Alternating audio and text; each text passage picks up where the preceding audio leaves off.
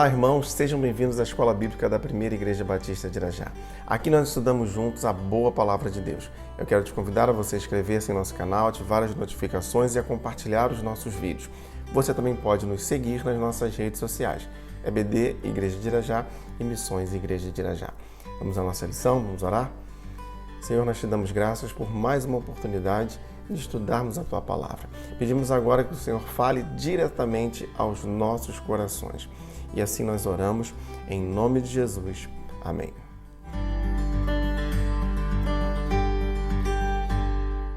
E nós seguimos estudando os ensinos de Jesus no Evangelho de Marcos. Utilizamos para isso a revista Compromisso, da editora Convicção. O título da lição de hoje, Os Desafios do Ministério de Jesus. Jesus, os mestres e doutores da lei. Evangelho de Marcos, capítulo 2, versos de 1 a 12. Jesus estava se tornando famoso de modo que ele não tinha mais privacidade, nem mesmo na sua casa. Vamos fazer essa leitura, versos de 1 a 12, do capítulo 2 do Evangelho de Marcos, para identificarmos alguns personagens e então fazermos algumas analogias. Diz assim o texto. Poucos dias depois, tendo Jesus entrado novamente em Cafarnaum, o povo ouviu falar que ele estava em casa. Então muita gente se reuniu ali, de forma que não havia lugar nem junto à porta, e ele lhes pregava a palavra. Vieram alguns homens, trazendo-lhe um paralítico carregado por 4 deles. Não podendo levá-lo até Jesus, por causa da multidão, removeram parte da cobertura do lugar onde Jesus estava e, através de uma abertura no teto, baixaram a maca que estava deitado o paralítico. Vendo a fé que eles tinham, Jesus disse ao paralítico, Filho, os teus pecados estão perdoados. Estavam sentados ali alguns mestres da lei, raciocinando em seu íntimo. Por que esse homem fala assim? Está blasfemando. Quem pode perdoar pecados a não ser somente Deus? Jesus percebeu logo em seu espírito que isso era o que eles estavam pensando e lhes disse, por que vocês estão remoendo essas coisas em seus corações? Que é mais fácil dizer ao paralítico, os seus pecados estão perdoados? Ou levante-se, pegue a sua maca e ande. Mas, para que vocês saibam que o Filho do Homem tem na terra autoridade para perdoar pecados, disse ao paralítico, eu lhes digo, levante-se, pegue a sua maca e vá para casa. Ele se levantou, pegou sua maca e saiu à vista de todos. Estes ficaram atônitos e glorificaram a Deus, dizendo, nunca vimos nada igual. O primeiro personagem que vamos ressaltar aqui no texto é o paralítico. Ele precisava de um milagre e não tem como ir a Jesus sozinho. Podemos dizer que aqui temos a representação de um homem que está prostrado e paralisado pelo pecado. Mas Jesus tem a cura física e espiritual que o homem precisa. Outro personagem são os 4 homens, os amigos do paralítico. Aqui é uma representação daqueles que têm fé e se esforçam, vencem o tumulto, a falta de espaço para levar o seu amigo até Jesus e assim eles obtêm êxito na sua missão. O encontro do amigo com Jesus resultou em salvação e cura. Assim deve ser também a igreja. Ela não deve poupar esforços para conduzir pessoas a Cristo. Os doutores da lei são o terceiro personagem. São críticos de Jesus, materialistas, possuidores de argumentos racionais para desconstruir a fé dos outros. E ainda o personagem principal, Jesus. Jesus nos apresenta a graça de Deus e veio para salvar o mundo. Evangelho de João, capítulo 3, verso 17. Pois Deus enviou o seu Filho ao mundo, não para condenar o mundo, mas para que este fosse salvo por meio dele. A salvação somente é possível ao se resolver a raiz de todos os males da humanidade, o pecado. Marcos, capítulo 2, versos 10 e 11. Mas para que vocês saibam que o Filho do Homem tem na terra autoridade para perdoar pecados, disse ao paralítico, eu lhes digo, levante-se, pegue a sua maca e vá para casa. Jesus tem toda a autoridade sobre o pecado. Jesus e os indignos. Evangelho de Marcos, capítulo 2, versos de 13 a 17. Jesus saiu outra vez para a beira-mar. Uma grande multidão aproximou-se e ele começou a ensiná-los. Passando por ali, viu Levi, filho de Alfeu, sentado na coletoria, e disse-lhe, siga-me. Levi levantou-se e seguiu. Durante uma refeição na casa de Levi, muitos publicanos e pecadores estavam comendo com Jesus e seus discípulos, pois havia muitos que o seguiam. Quando os mestres da lei, que eram fariseus, o viram comendo com pecadores e publicanos, perguntaram aos discípulos de Jesus: por que ele come com publicanos e pecadores? Ouvindo isso, Jesus lhes disse: não são os que têm saúde que precisam de médico, mas sim os doentes. Eu não vim para chamar justos, mas pecadores.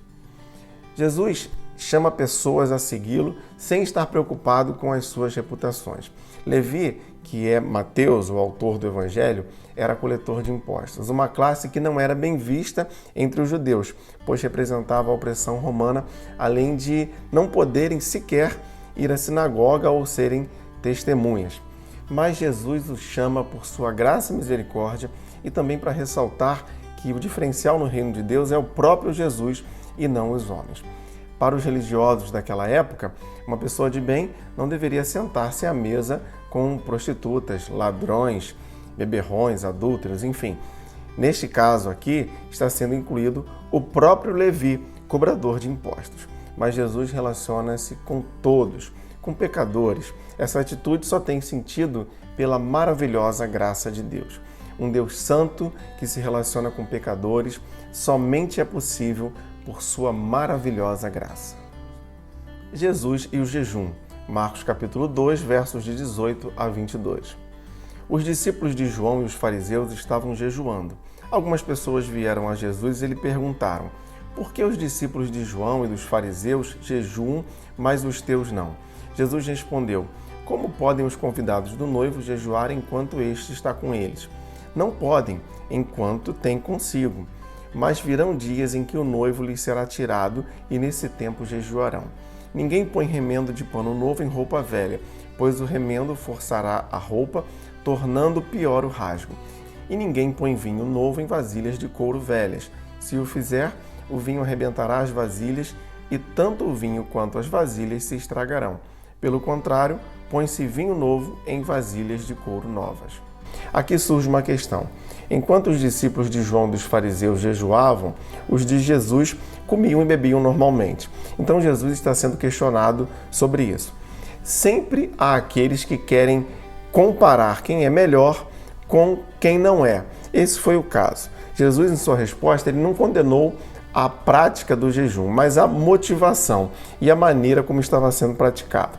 Ele afirma que não há sentido algum para o jejum se ele, o noivo, Jesus, está entre eles. A referência aqui sobre o vinho novo em odres velhos, de uma maneira simples, fala sobre o seu ministério, pois Jesus ele veio não remendar vidas, mas veio para trazer novidades, para fazer essas vidas totalmente novas com o nascer de novo. Jesus e o sábado. Evangelho de Marcos, capítulo 2, versos de 23 a 28. Certo sábado, Jesus estava passando pelas lavouras de cereal. Enquanto caminhavam, os seus discípulos começaram a colher espigas. Os fariseus lhe perguntaram: olha, por que eles estão fazendo o que não é permitido no sábado? Ele respondeu: vocês nunca leram o que fez Davi quando ele e seus companheiros estavam necessitados e com fome? Nos dias de Abiatar, o sumo sacerdote, ele entrou na casa de Deus e comeu os pães da presença, que apenas aos sacerdotes era permitido comer, e os deu também aos seus companheiros.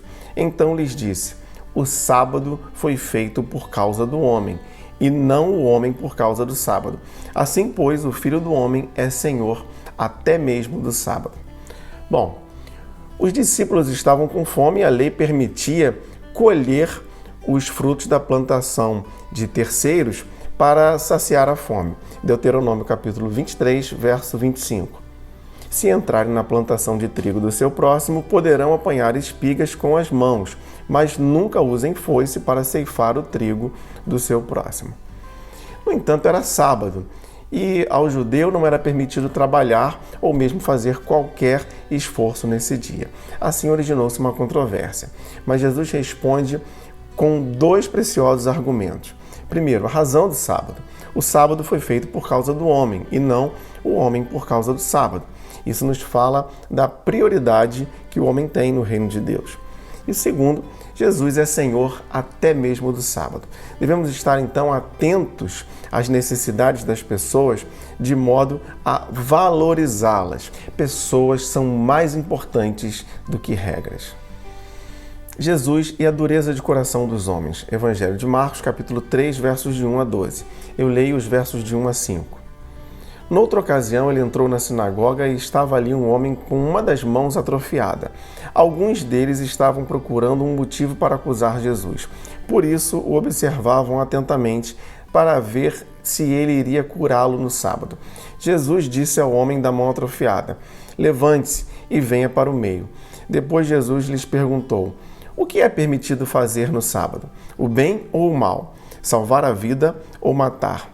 Mas eles permaneceram em silêncio. Irado, olhou-se para os que estavam à sua volta e, profundamente entristecido por causa dos seus corações endurecidos, disse ao homem: estenda a mão. E ele a estendeu, e ela foi restaurada. Mais uma vez estamos diante aqui de uma cura milagrosa de Jesus. Dessa vez trata-se de um homem que tinha a mão atrofiada. Mas havia um grupo de religiosos tão cegos de ódio por Jesus que não conseguiam perceber a beleza daquela cura e glorificar a Deus. Eles apenas procuravam um motivo para tirar Jesus de cena de uma vez por todas. E assim, eles não perceberam que a guarda do sábado não estava impedindo ninguém de falar. Assim foi o milagre. Jesus disse ao homem: estenda a sua mão. E além disso, havia também no sábado o incentivo ao amor e ao cuidado com os que sofrem. Essa situação de dureza no coração muito entristece a Jesus. Irmãos, Jesus se compadece daqueles que têm algum tipo de necessidade. Ele não fica alheio aos que sofrem. Jesus sempre demonstra o seu cuidado e amor por nós.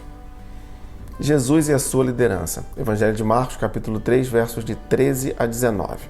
Vejamos aqui alguns princípios da liderança de Jesus. Verso 13. Jesus subiu a um monte e chamou a si aqueles que ele quis, os quais vieram para junto dele. Jesus decide quem são aqueles a quem chama, quem são os seus líderes. Ele chama cada um segundo a sua vontade. Versos 14 e 15. Escolheu 12, designando-os como apóstolos, para que estivessem com ele, os enviasse a pregar e tivessem autoridade para expulsar demônios. Vemos aqui o objetivo, que era pregar a palavra do reino. Somente essa deve ser a mensagem levada pelos discípulos de Cristo. Ainda, ele chama seus líderes a estarem com ele, mostrando que o relacionamento com Cristo deve ser uma constante na vida do discípulo. E o texto também nos fala que Jesus deu autoridade sobre as cadeias da maldade. A autoridade com que exercemos os nossos ministérios deve ser a autoridade que Cristo nos dá, e não uma autoridade humana, manipuladora. Jesus nos usa como ferramentas para a libertação dos oprimidos. Marcos capítulo 3, versos de 16 a 19. Estes são os 12 que ele escolheu: Simão, a quem deu o nome de Pedro, Tiago, filho de Zebedeu, e João, seu irmão, aos quais deu o nome de Boanerges, que significa filhos do trovão, André, Filipe, Bartolomeu, Mateus, Tomé, Tiago, filho de Alfeu, Tadeu, Simão, o Zelote e Judas Iscariotes, que o traiu. Jesus escolheu um grupo heterogêneo, pessoas com aptidões, profissões, temperamentos diferentes. Todos, no entanto, deveriam ter somente um objetivo e deveriam viver em unidade. Evangelho de João, capítulo 17, verso 21. Para que todos sejam um. Pai, como tu estás em mim e eu em ti, que eles também sejam um, para que o mundo creia que tu me enviaste. Jesus e os demônios. Evangelho de Marcos, capítulo 3, versos de 20 a 35. Faça essa leitura integralmente, mas eu quero aqui tecer apenas alguns comentários. Verso 22. E os mestres da lei que haviam descido de Jerusalém diziam: ele está com Beelzebu, pelo príncipe dos demônios é que ele expulsa os demônios. A fama de Jesus crescia, como já dissemos, e chegou até Jerusalém. Os escribas de lá estão fazendo acusações contra Jesus de que ele estava endemoniado e que expulsava demônios em nome de Beelzebu. A resposta de Jesus é que Satanás não haveria de lutar contra si mesmo e que um reino dividido não subsiste. E o texto segue nos mostrando um outro assunto importante, no verso 29. Mas quem blasfemar contra o Espírito Santo nunca terá perdão, é culpado de pecado eterno. Existe pecado sem perdão? Bom, nós temos aprendido que todo pecado, sim, tem perdão, não importa o que tenha acontecido. Porém, aqui nós temos um ponto muito importante, a blasfêmia contra o Espírito Santo, que é a rejeição deliberada e consciente à obra do Espírito Santo, tornando-se um opositor, alguém que é totalmente contrário ao Espírito Santo. E para isso, então, não há perdão, pois o Espírito Santo ele veio para convencer o homem do pecado, da justiça e do juízo. Isso se encontra em João, capítulo 16, verso 8. E concluindo, então, nossa lição, Jesus ele tem supremacia sobre todas as coisas. Ele tem todo o poder, inclusive sobre os demônios. 1 João, capítulo 3, verso 8. Aquele que pratica o pecado é do diabo, porque o diabo vem pecando desde o princípio. Para isso, o Filho de Deus se manifestou, para destruir as obras do diabo. Nós, no entanto, estamos seguros nas mãos de Cristo. 1 João, capítulo 5, verso 18. Sabemos que todo aquele que é nascido de Deus não está no pecado. Aquele que nasceu de Deus, Deus o protege e o maligno não o atinge. Isso porque maior é o que está em nós do que o que está no mundo. 1 João capítulo 4, verso 4. Filhinhos, vocês são de Deus e os venceram, porque aquele que está em vocês é maior do que aquele que está no mundo. E finalmente, nada nem ninguém poderá nos tirar das suas mãos. Evangelho de João capítulo 10, verso 28. Eu lhes dou a vida eterna e elas jamais perecerão. Ninguém as poderá arrancar da minha mão. Que o Senhor nos abençoe no estudo da sua palavra. Vamos orar? Graças te damos, ó Pai, porque temos a certeza que uma vez que entregamos nossas vidas em tuas mãos, o Senhor cuida, protege e nada poderá nos tirar das tuas mãos. Nós temos essa certeza, a certeza da salvação. Muito obrigado, ó Pai. Então que possamos viver uma vida digna, que possamos todos os dias testemunhar, falar, viver, sermos exemplos do teu amor e da tua graça. Essa é a nossa oração. Oramos pedindo perdão pelos nossos pecados e pedindo que o Senhor nos abençoe segundo a tua grandiosa e soberana vontade. Oramos em nome de Jesus. Amém.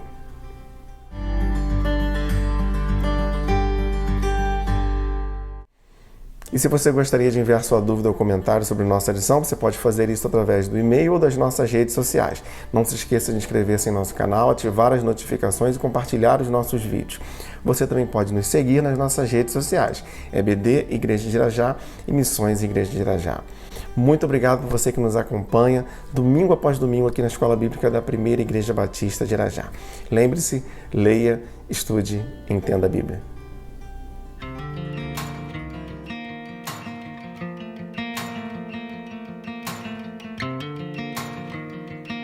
Viva a compaixão. Gálatas capítulo 2, verso 20.